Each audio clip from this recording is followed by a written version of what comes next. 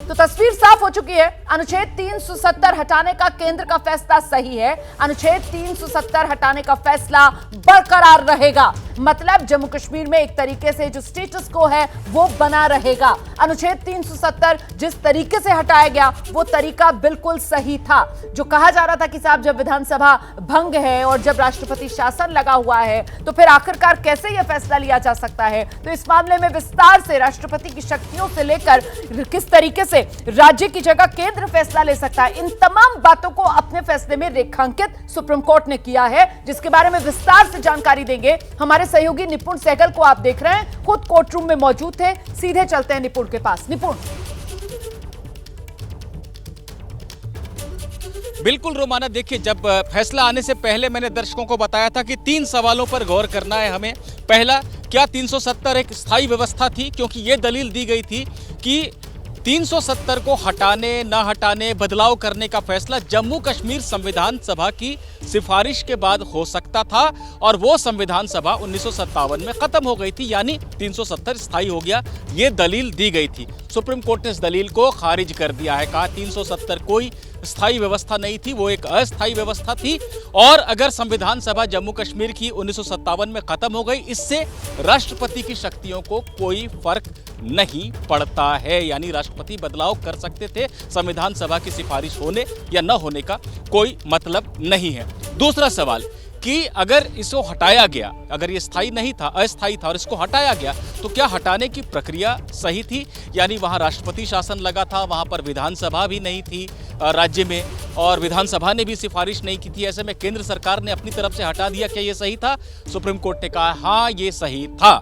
अगर किसी राज्य में राष्ट्रपति शासन लगा हो तो उसके बारे में फैसले केंद्र सरकार लेती है और अगर यहां पर लिया गया तो उसमें कोई गलती नहीं की गई है। केंद्र फैसला ले सकता था, केंद्र ने फैसला लिया, राष्ट्रपति ने इस पर मुहर लगाई। तीसरा सवाल, जम्मू कश्मीर को 2 हिस्सों में बांटने का, यानी जम्मू कश्मीर एक केंद्र शासित क्षेत्र जिसको बाद में राज्य में बदल दिया जाएगा, ऐसा सरकार ने कहा है, और लद्दाख जो कि केंद्र शासित प्रदेश बन गया है और वो आगे भी ऐसा रहेगा। ये जो बांटने का फैसला लिया गया, पुनर्गठन किया गया, क्या ये सही था? हाँ, इसे भी सुप्रीम कोर्ट ने सही माना है। ये संसद की शक्तियों के तहत आता है। राज्य में विधानसभा थी नहीं और उसकी सिफारिश की भी कोई जरूरत थी नहीं। संसद ये फैसला ले सकती थी। संसद राज्यों का पुनर्गठन करती है, संसद ने ऐसा किया, इसमें कोई गलती नहीं है।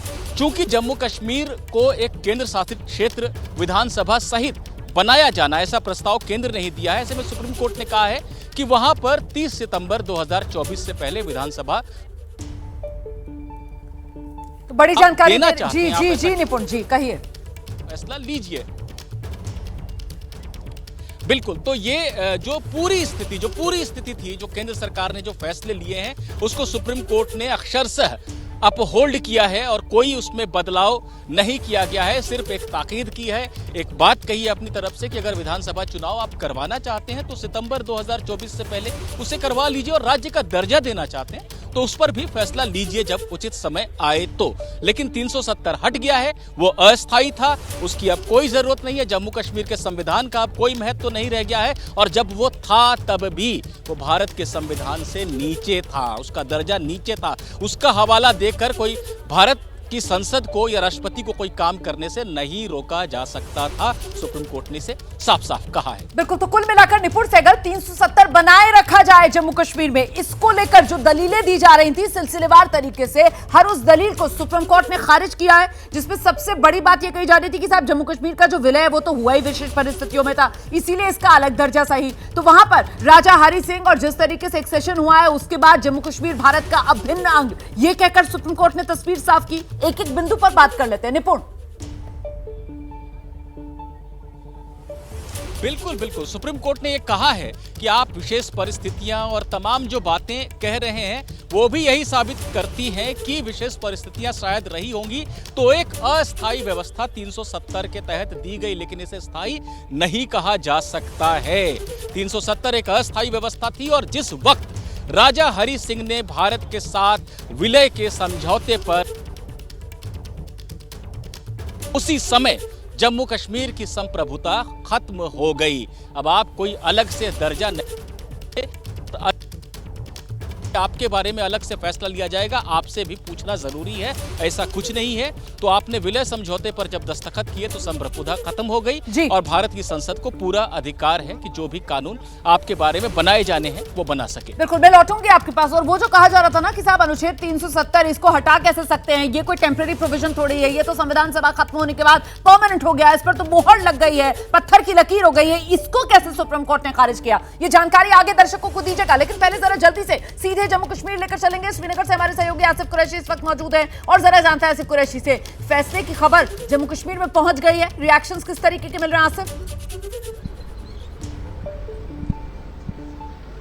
रोमाना, देखिए, जिस तरीके के रिएक्शंस की एक्सपेक्टेशन सबको थी कि हो सकता था कि कम से कम बीजेपी की तरफ से कोई जश्न का माहौल हो या उनके कार्यकर्ता बाहर आए, लेकिन सभी पार्टियों ने यहां पे सुरक्षा हालात को मद्देनजर रखते हुए इस तरह के किसी भी प्रबंधन से फिलहाल जो है इनकार किया है। बीजेपी की तरफ से भी अपने कार्यकर्ताओं को किसी भी तरह के आयोजन करने से मना किया गया है, जबकि बाकी जो राजनीतिक दल है, नेशनल कॉन्फ्रेंस हो, कांग्रेस हो या पीडीपी हो, उनका यह कहना है कि उनके कार्यकर्ताओं को घरों से नहीं निकलने दिया जा रहा है, इस वजह से वो कोई कार्यक्रम नहीं कर सकते। हालांकि नेशनल कॉन्फ्रेंस ने कहा था कि जैसे ही फैसला आएगा उसके तुरंत बाद वो एक प्रेस कॉन्फ्रेंस करेंगे, प्रेस वार्ता के जरिए अपनी बात रखेंगे, लेकिन उसके बावजूद भी अभी फिलहाल कोई भी जानकारी हमारे साथ साझा नहीं की गई। लेकिन कुल मिला के देखें तो कश्मीर पूरी तरीके से शांत है, सड़कों पर आवाजाही है, ठंड काफी ज्यादा है, उसके कारण भी लोगों की आवाजाही कम है। स्कूल कॉलेज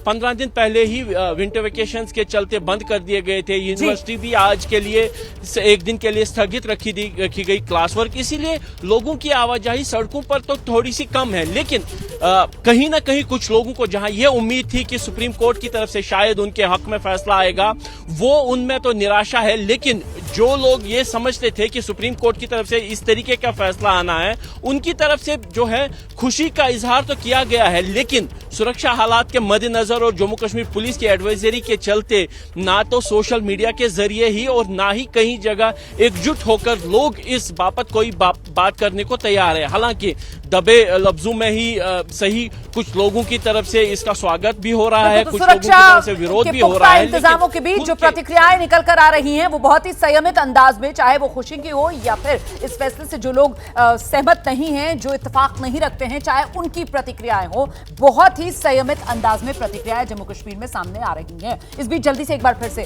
निपुण सहगल के पास आपको लेकर चलेंगे। निपुण, जो एक सबसे बड़ी दलील दी जा रही थी अनुच्छेद 370 को हटाने के विरोध में कि साहब ये तो परमानेंट था, ये तो पत्थर की लकीर थी, इसको तो हटाया ही नहीं जा सकता, उसे सुप्रीम कोर्ट ने कैसे अपने फैसले में खारिज किया? निपुण,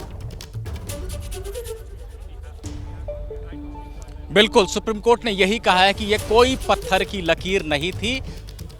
आपने, हालांकि सुप्रीम कोर्ट की यह भाषा नहीं है, लेकिन लब्बो लुआब यही है कि एक माहौल बना दिया गया था कि एक स्थायी व्यवस्था है, ऐसा कुछ है नहीं, कुछ कभी था भी नहीं। क्योंकि जो दलील देते थे लोग, उनका यह कहना था कि 1957 में संविधान सभा जम्मू कश्मीर की भी एक जो थी वो भंग हो गई, और उसके भंग होने के बाद चूंकि वही सभा सिफारिश भेज सकती थी 370 में बदलाव को लेकर, तो वो सभा तो है नहीं, इसीलिए अब ये स्थायी हो गया। सुप्रीम कोर्ट ने कहा इसकी कोई आवश्यकता थी नहीं, कोई जरूरत थी नहीं, राष्ट्रपति की शक्तियों को इससे फर्क नहीं पड़ता है कि कोई संविधान सभा किसी राज्य की हो और वो सिफारिश भेजे तभी राष्ट्रपति फैसला ले सके, यानी कोई स्थायी व्यवस्था नहीं थी। सुप्रीम कोर्ट ने यह भी कहा है कि भारत में एक अंगीकार करने की जो प्रक्रिया शुरू हुई थी 1949 के बाद से जम्मू कश्मीर को, उसको मजबूती मिली है। जब भारतीय संविधान का हर हिस्सा लागू होगा जम्मू कश्मीर में, तो इसको मेलाफाइड इंटेंशन नहीं कह सकते, दुर्भावनापूर्ण नहीं कह सकते, ये तो एक अच्छे भाव से देश हित में लिया गया फैसला है, इसे भी सुप्रीम कोर्ट ने कहीं ना कहीं कहा है। बिल्कुल, तो महत्वपूर्ण ये हो जाता है कि अनुच्छेद 370 हटाने का फैसला सही। सुप्रीम कोर्ट ने अनुच्छेद 370 हटाने के केंद्र सरकार के फैसले पर मोहर लगाई, और यह फैसला किसी खराब नियत के साथ नहीं लिया गया, अच्छी नियत के साथ लिया गया है, और इसके अच्छे फल जम्मू कश्मीर में नजर आ रहे हैं। कुल मिलाकर सुप्रीम कोर्ट ने अपने फैसले से इन तमाम बिंदुओं पर मोहर लगा दी।